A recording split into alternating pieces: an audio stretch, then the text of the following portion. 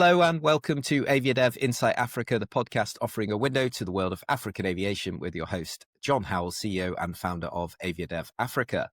Today, we are diving into something incredibly exciting for the African aviation industry, a new airport development. Now, it's not every day that we see a new airport in Africa, but today we're discussing exactly that, which is Cape Winelands Airport in the Western Cape in South Africa. I personally visited the site back in 2022. I've been aware of the project since inception. And then AviaDev Real Estate in Windhoek back in June 2024, Mark Wilkinson, the director at Cape Winelands Airport and our guest today, presented the airport's vision. So if you did miss that video, it is available on YouTube. It's one of our most popular videos. So well done, Mark. And the link will be in the show notes. And I revisited that presentation in preparation for today's conversation. Now, at the time, the airport was still in the planning phase and undergoing its environmental impact assessment. But fast forward to today, which is the 21st of November as we record, and we are just weeks after the EIA approval was granted. And I wanted to therefore invite Mark onto the podcast, help us better understand the implications of the approval and what the next steps in the development timeline look like, because there'll be a lot of conjecture out there and a lot of conversation within the media, but we want to hear it directly from Mark and the team. So without further ado, Mark, welcome to the podcast. Thank you, John. It's very good to be here. I think where we need to start really is for those who aren't well versed with the airport itself. Most of our listeners, I'm sure, will have heard about it, will be well aware of it, but just give us sort of the elevator pitch. Where's the airport located and what makes the development such an opportunity for the region?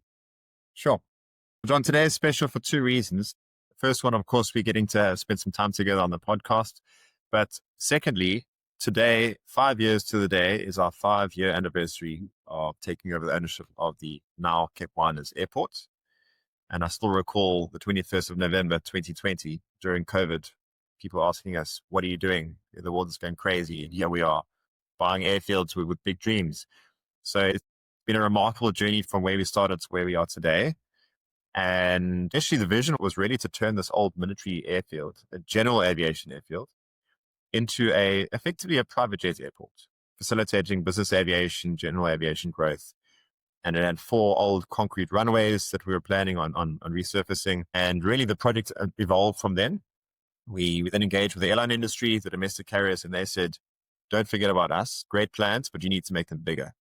So we went back to the drawing board and we did exactly the same with the international carriers. And they said, definitely don't forget about us. You need to make your plans bigger. So it's been a wonderful journey of evolution. We call it unpeeling the onion and of where we are today. And we're very proud of what we've achieved so far and accomplished. And as you mentioned, we've just received our environmental approval, and that is to develop a full commercial international airport with a 3.5-kilometer runway, boutique passenger terminal and aviation infrastructure, commercial developments around it. Everything that you would see at a commercial airport with a strong business aviation focus as well. And it's perfectly located on the northeast of the city. It's actually been there since World War II, built by the government at the time. And it's perfectly located just north of the N1 National Highway. And you've got Cape Town International Airport alongside the other highway. And these two airports complement each other by being positioned geographically on the other side, opposite sides of the city.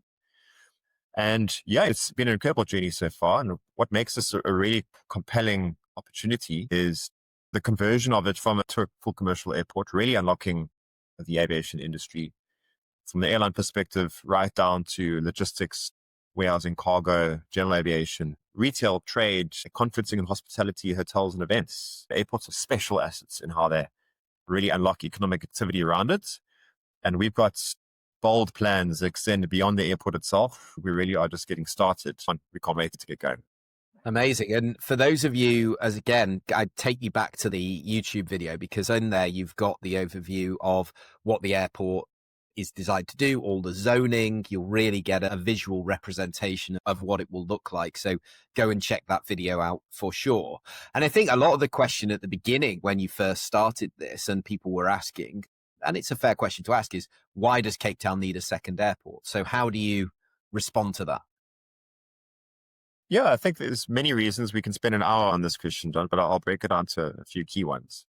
I think, firstly, additional airports adds not only terminal capacity, but runway capacity as well, which really will allow the metro to comfortably grow into its very bold growth forecasts. And what we've seen in Cape Town has been exceptional. There's been amazing growth into Cape Town as a city. The city itself is performing very well, but of course, you've got the huge success from the Cape Town Air Access Initiative. And just this week, a route was announced by LATAM to Cape Town. Airlink is now flying to Zanzibar soon from Cape Town. Emirates announced triple daily flights from next year for the first time. So things really are moving in an incredible direction for Cape Town, and not to mention the population growth, immigration into the Cape. And so what we found is that if the Western Cape is to continue and sustain its growth trajectory, we need a second airport. And the way the city is positioned at the moment, the roads are getting more congested. And with a second airport on the other side of the city, on the outskirts in the growth corridor, really puts Cape Town, the Western Cape, in an incredible position to sustain its growth going forward. And if you take a look at Johannesburg, for example, you've got Johannesburg and Pretoria to the north, but in between it, you've got basically a little city of Midrand, which is now combining Pretoria and Johannesburg. In the same way, Cape Winelands Airport, we will be a new growth node. We'll be connecting Cape Town, Stellenbosch, and Paarl, all in one mega precinct, a new future growth node going forward. And so really having a second airport provides for that. But if you consider Cape Town International is obviously doing exceptionally well, but airlines need to fly at the time of the day that they want to fly. Passengers will fly when they need to fly.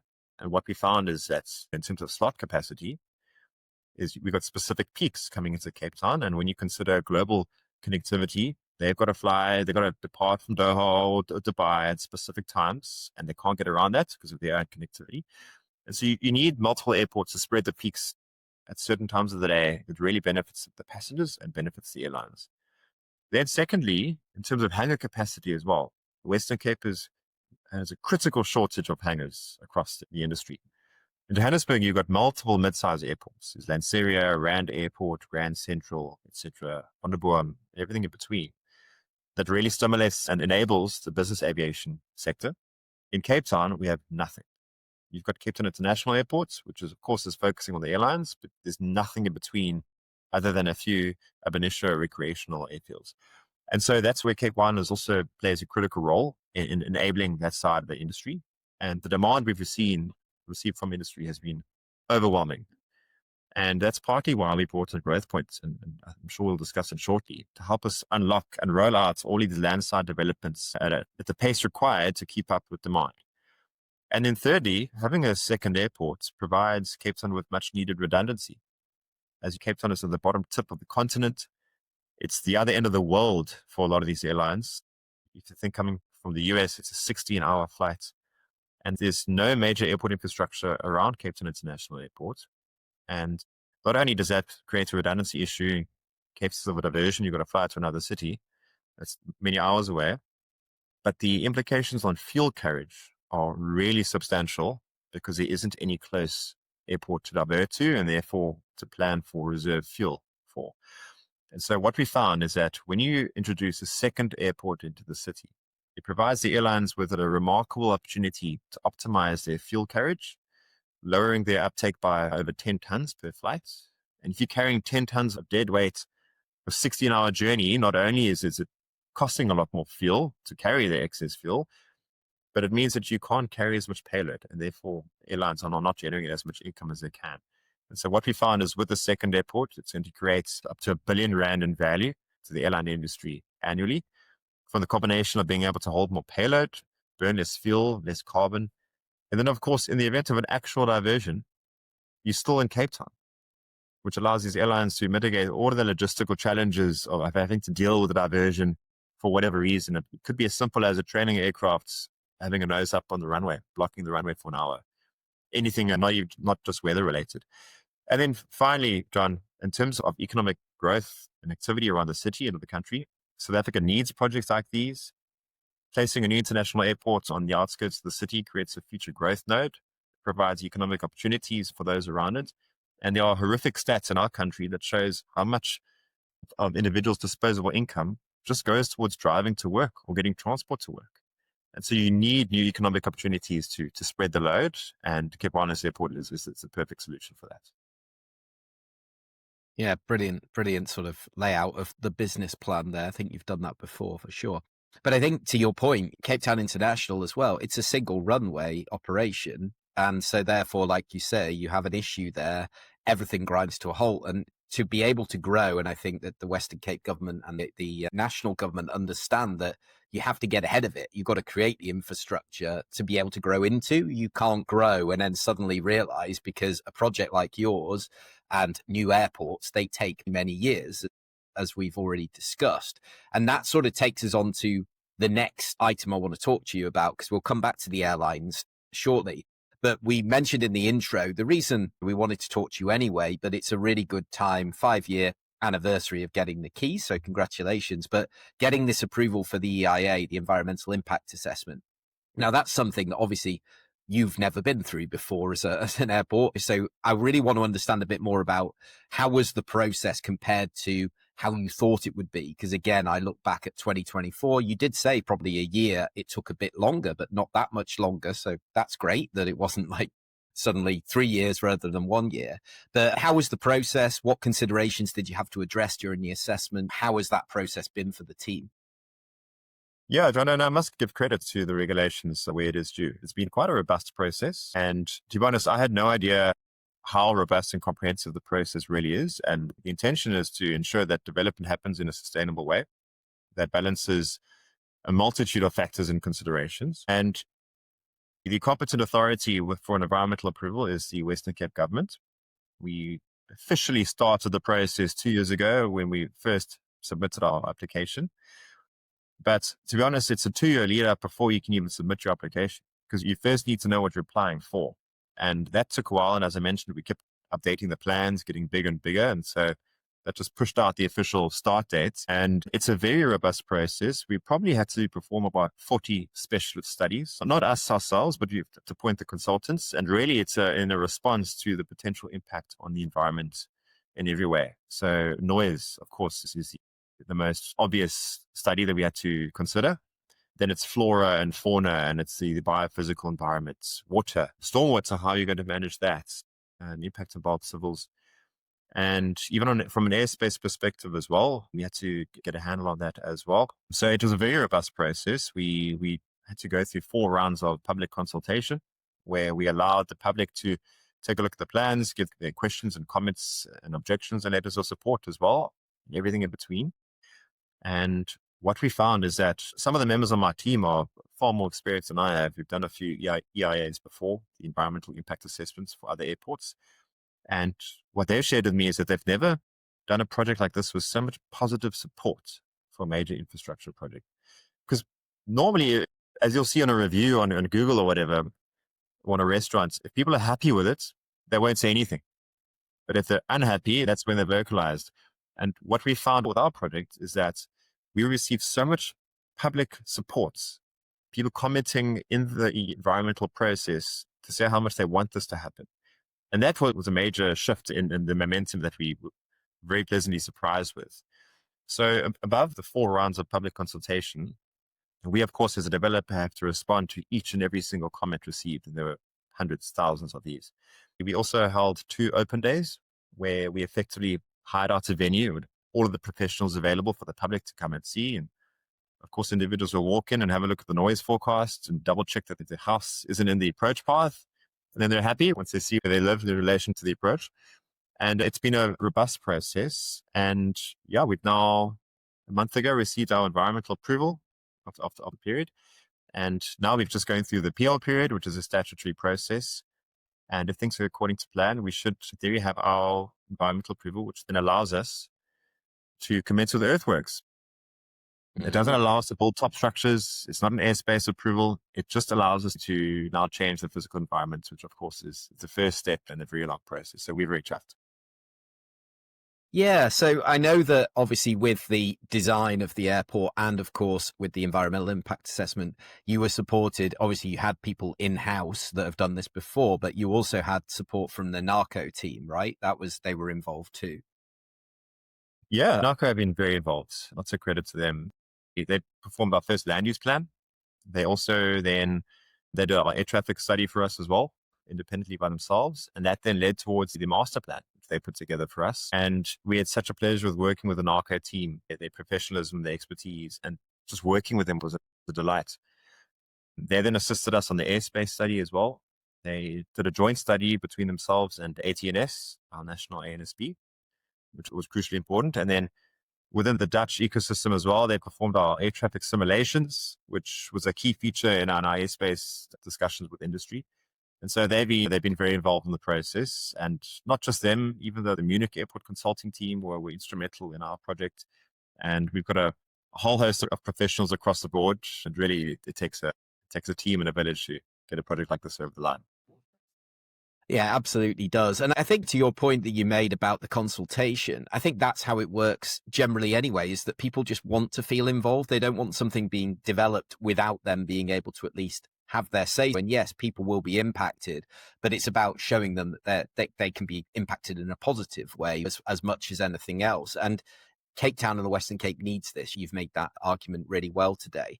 So you talked about obviously getting the EIA and being able to do the groundworks. And of course, alongside this, we also saw in the last few weeks as well, and you mentioned it earlier, that Growthpoint, who also are a partner of ours here at AviaDev, have made an initial investment with the right to co-invest in the project. Can you just explain how this partnership moves the development forward and exactly how it works in kind of layman's terms? Because I was trying to understand the language here about, well, you have the right to co-invest and we're going to do this. So like how are they involved? Is this just in the commercial precinct development?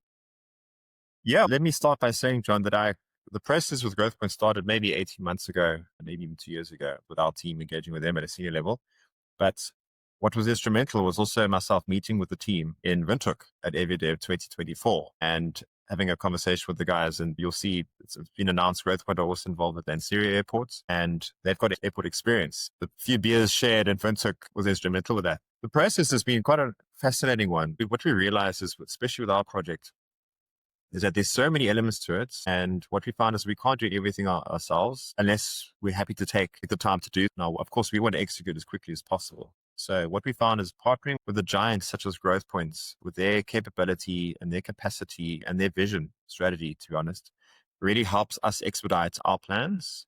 Growthpoints are experts at developing precincts. So their most successful asset is the V&A waterfront in Cape Town, where Growthpoint is a major shareholder there. And so this partnership that we've entered into with them is phenomenal in the way that it combines forces. Growthpoint will be responsible for developing the top structures beyond the terminal itself. So they're not airport designers. They are experts at developing buildings and precincts. And so their focus will be on the precincts surrounding the terminal, the general aviation area, the logistics area, and the commercial area around the terminal itself, hotels, conferencing venues, retail, commercial, hangars. And so the remit of their partnership is to help us develop the buildings, as well as manage them once they've been built, help us with the tenancy process. And we've got a list of prospective tenants longer than my legs, and I'm a tall guy, John is. And having Growthpoint in the room with us just allows us to effectively start exercising, closing out these leads. For us, it's important to show our financiers that there's demand, real demand, more than just a list that I've been keeping. And Growthpoint's job now is to effectively help us get all these prospective tenants across the line. And what I can say as well is what a pleasure to work with the guys in the team at Growthpoint. True professionals, similar to NACO, but major alignment culturally, and great to work with. Yeah, it's a real lesson in the way to succeed is to bring in the experts and get them to do work with them, learn from them, but also get them to do what sort of stays in their lane. So let's talk about this. You alluded to it before. Now you've got the EIA. I'm sure you've got the ability. You talked about starting work on the runway, on the groundwork. So when can we see that?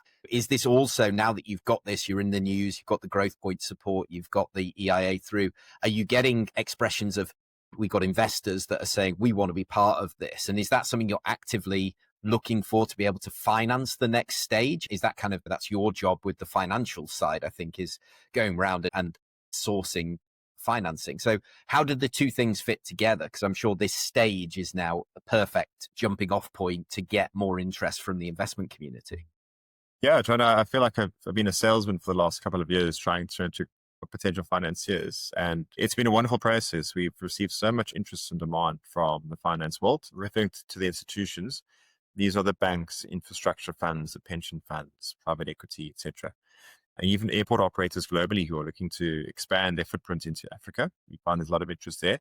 This environmental approval has been a pivotal moment for us, because without it, the risk profile of the project is just too much for the institutions to handle. And so what we found now is that the dynamics have shifted in our favor. Before we can commence with earthworks, the project needs to be fully funded. Our capital raise is about 10 billion rand, roughly $500 million, split between debt and equity. And yeah, we've been chatting for over a year now with financiers around the world, supported by Investec as our transaction advisor, and then Waterborne Capital as our other advisor. And we've got a team working on this full time. So now with the EIA in hand, and we hope to get town planning approval early next year as well. And of course, with Growthpoint coming in, the project status has been elevated considerably. And we're now going back to the market to say, hey, you guys were exceptionally keen. Now we tick the boxes required. Let's bring it home. So the discussions are ongoing at the moment, John. So you need the finance side of things, be it debt or equity, you need that funded. And then at that stage, you say we're off and running. Because I think the most exciting thing for me is the time frame. I was so worried that certain things can just get caught up in red tape. And we know what that's like when, for example, startup airlines come to us and then they've got a timeline in their head, but then the realization is everything slows. And when it's slow, people stop believing in a project. Yeah. That's just the fact. Oh, we're doing this. Yes, but I don't see the movement. Now you've got that. It's about locking these guys in. And then once it's fully funded, get to work and work double time to work on the timelines that are pretty aggressive. Are you willing to commit to some sort of time frame for starting the work and getting this whole thing up and operational? Or do you want to be a bit more conservative with making any predictions? Yeah, I can share a few things. So we've now appointed a main building contractor to assist us with the process, BBHO. They're one of the big ones nationally. We signed a joint development agreement with them, which allows us to progress the project, really iron out all the finer details of what's required to get this across the ground. Going back to my point earlier, having partners involved allows us to move quicker with more accuracy. And the plan with them is to commence with earthworks later next year, and if all goes according to plan. The weather is a big impact as well. As in Cape Town, our winters are consistently and reliably wet, which is very difficult to develop on. And so that'll play a big factor in the construction plan. We haven't yet finalized the plan yet. Things are moving at a rate of knots, but the team have been working exceptionally hard for the last 6 months or so on this already. If things go according to plan, we could commence late next year and then be operational with the first wings in the air, call it end of 2028, 2029 early.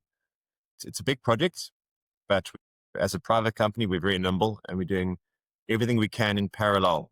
I can't tell you how many parallel work streams we have going just to bring that start date early as quick as possible. And so things are tracking well. But of course, John, you'll be the first to know once we get more clarity. Yeah, really interesting in terms of the timelines there, Mark. I think what I'd like to do is go back to the airline proposition, because of course, in your presentation in Windhoek, you highlighted very much Cape Winelands' opportunity as a diversion airport and the benefits for the airlines of having this.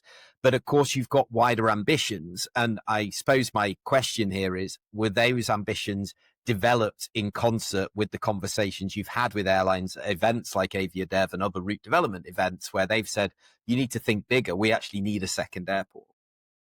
Yeah, John, it's been as important as being a diversion airport. So we've got a very diverse business model effectively. And for airlines who don't want to fly to Cape Town, they could fly to Cape Winelands Airport. And if they fly to Cape Town, they would use us as a diversion airport. Regardless of where they end up in Cape Town, both of our airports play a vital role in the ecosystem. And, of course, when we first started the project, the general aviation was the focus, and then route developments and having a second airport for direct services was the cornerstone of the project, and it still is, of course. So in parallel, although we're positioning ourselves as a strong selection as an alternate, we very importantly are also positioning ourselves as a destination for direct services into Cape Town. Domestically, we've seen very strong interest from the carriers as well. Just to sustain the growth in the city, you need a second airport on the other side, provide a more convenient gateway into the rest of the country, just from a road perspective. And internationally as well, we've received a lot of interest towards flying directly into Cape Winelands Airport. And these are for a host of reasons, not excluding hours of operation, just the time of the day that's more suitable at a quieter airport with a slot capacity. We've now been engaging with airlines for years, starting with Aviadev, of course, and in other route development events. And what I can say is that we wouldn't be embarking on such a large infrastructure project if we weren't sure that there was sustained demand. And the interest has been overwhelming. Cape Town as a destination is really booming. And we've obviously got a few discussions going at the moment. And as you've seen globally, there's a major aircraft shortage, which is now being resolved, hopefully. New orders are arriving every month these days. The Dubai Air Show this week, major announcements from the major carriers, and they need places to fly to, with Cape Winelands Airport assisting Cape Town as a tourist destination and increasing profitability for the airlines that two airports provide in terms of the fuel optimization. We see Cape Town as a destination becoming more popular, and we know that it will be playing quite an important role in unlocking this growth and providing the capacity and the convenience to sustain this growth. Yeah, absolutely. I'm sure, again, the airline feedback is a big part of the investor pitch, right? Is to say, look, our customers want this. They're telling us they're committing to this. And it's all part of that business case that you present to the investor, showing the growth of Cape Town, but also the role that the air access team play as well, because of course you're involved with them. Their remit is to drive more connectivity into the Western Cape as a whole. They're not beholden to one particular airport. So like, how's that been working with the team there? Because they're obviously big partners and great friends of ours. Yeah, look, we've got a great relationship with the West Grower and the air access team. And the work that they're doing is the results speak for themselves. And what we found is, of course, with their engagements, they're dealing with airlines all the time. The questions are often coming up, what's happening with Cape Winelands Airport? Is it going ahead? And so they've been a good supporter of ours. They're looking at the Western Cape, but they're deeply entrenched with Cape Town International Airports, and they're doing a sterling job there. And our relationship with them is evolving over time as well. Of course, as our project unfolds, the dynamics and how we operate together also changes, which is very good and very natural. And what I can say as well is we've oftentimes jointly approached airlines, not oftentimes, but a couple of times where we've said, fly to Cape Town International Airports, where you've got Cape Winelands Airport available as an alternate to assist with the fuel economics of flying to Cape Town International Airport. So that's where we've jointly provided a value proposition that individually, if we both, or if Cape Town Airport alone approached the airline without CWA in existence, wouldn't be feasible for that airline. And so that's quite a unique way in which these two organizations are working together. But certainly we've got a great relationship with the team. We're really proud of what they've achieved. Final question for you then, Mark, really is you've given us some of the dates and some of the milestones in the short, medium, long term. What do you see the potential risks, the potential bottlenecks? I know it's a bit of a negative way to look at it, but of course you've been very pragmatic about the whole process and you've been well supported locally as well. What are you focused on short, medium, long term? Yeah, John, honestly, projects of this size and scale always carry risks, even from a macroeconomic perspective. The cost of capital is a challenge on the financing side, raising the money required and balancing the regulatory permits required in order to satisfy lenders and financiers. We're very fortunate now that South Africa is trending in the right direction. Its rand hit 17 to the dollar for the first time in almost 3 years. We've also now been upgraded in terms of the market outlook, the country off the grey list now. So things are tracking in the right direction there. But we've got to balance multiple work streams at the same time. Getting the permits and the regulatory side is key for us. And we've got trying to expedite as much as possible so we can roll out the project as quickly as possible. And that's where the value of the partnerships comes in, with the Growthpoint working alongside us, with the building contractor working on ways to expedite the project as quickly as possible. And so in that regard, we've mitigated a lot of the risk. We've also now, because of our efforts with the airlines over the last few years, we've secured a few airline agreements already as well, which is, of course, a major tick in terms of validation of the project, which we can then show our stakeholders to demonstrate and corroborate the interest we have in the project. And then, of course, on the construction side, we'll be receiving our construction plan soon, and the elements could play its parts, and we could have a very wet and rainy season, which could add a few months onto the process. But we control what is within our control, and what's out of our control, we don't stress too much about it. Otherwise, we'd never get anything done. But it's been tracking really well, and things are coming together all at the right time. And as I said, 5 years to the day, I was telling my team this morning, time flies when you're flying. And really that's what we've been doing, and look forward to getting it across the line. Yeah, you're really lucky. You've got a fantastic team. I'm fortunate enough to know many of them from many years now. And from our side, it's just great to have watched this so far. And the next 4 or 5 years is going to be so exciting to actually see this come to life. And each time I come to Cape Town, it will be a fly in, and I always look out the window and I can see the airfield there. So I always send you a picture from above saying, "Hey, Mark, I just arrived." We're 100% behind this. I think it's exactly what Cape Town and what Africa needs is more infrastructure where it's required. And I think that we'll watch this with interest, and obviously no doubt revisit this when we meet in Botswana next year at AviaDev. So thanks for your support for AviaDev. Thanks for everything that you're doing. Good luck with it all. And yeah, we'll see you very soon. Thanks for joining us, Mark. We appreciate it. Thank you, John. Thank you for having me, and look forward to supporting you again in Botswana. Fantastic. So thank you everybody out there for listening. If you did enjoy this, please do hit share it with somebody in your network you think would benefit from having a listen. I've included a link so you can connect or follow Mark on LinkedIn, and also the Cape Winelands has got a really active page as well. They're always putting out some great videos there too. So do follow it there and you'll be able to keep updated. And we will be back for the next episode very soon. So thank you all for joining us and have a great day. Bye-bye.